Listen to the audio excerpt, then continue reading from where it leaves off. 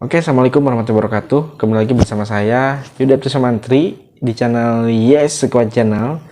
Nah, kali ini saya akan berbagi informasi. Jadi banyak yang ngechat ke saya, kenapa rumah subsidi itu jauh dari perkotaan. Nah, jawabannya, jadi harga tanah yang ada di perkotaan itu jauh lebih mahal dibanding harga tanah yang ada di pelosok itu. Nah, jadi meskipun menurut saya kenapa rumah susu itu jauh dari perkotaan. Nah, sebenarnya kalau misalkan kita ketahui ya, sebelum ini rumah subsidi ini dibangun sampai hanya itu nanti kita sold out gitu ya, lambat laun juga ini akan menjadi kota nih, karena sudah banyak yang huni, sudah istilahnya ada kehidupan lah di sini gitu ya. Karena rata-rata rumah subsidi itu dibangunnya itu nggak sedikit, pasti di atas 100 unit. Nah, contohnya di belakang saya ini ada 400 unit, namanya Taman Cikawau Persada, harganya 150 jutaan, sampai terima kunci itu kurang lebih 5 jutaan gitu. Jadi buat teman-teman semua yang saat ini sudah berniat nih mau mengambil rumah, silahkan tentukan pilihan semampu teman-teman.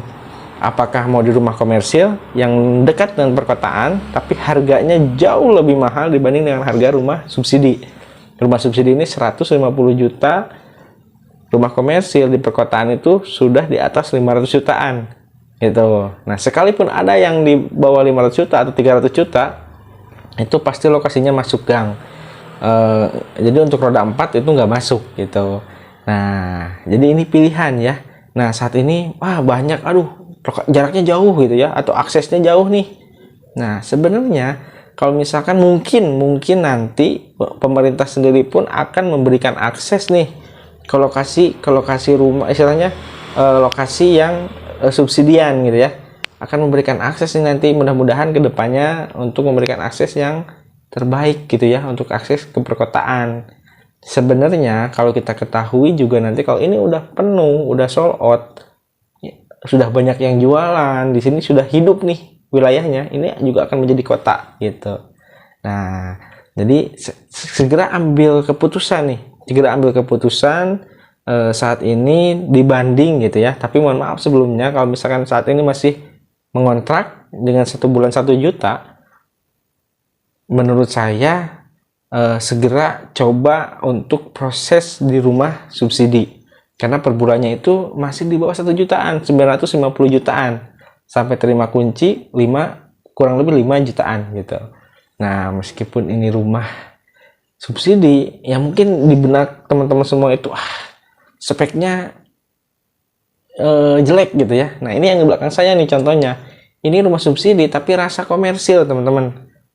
Meskipun wilayahnya jauh, tapi ini lihat, di lokasi ini rata-rata nih rumah subsidi yang ada di Bandung itu yang pertama pasti punya view-nya keren gitu, airnya bagus, itu yang paling utama.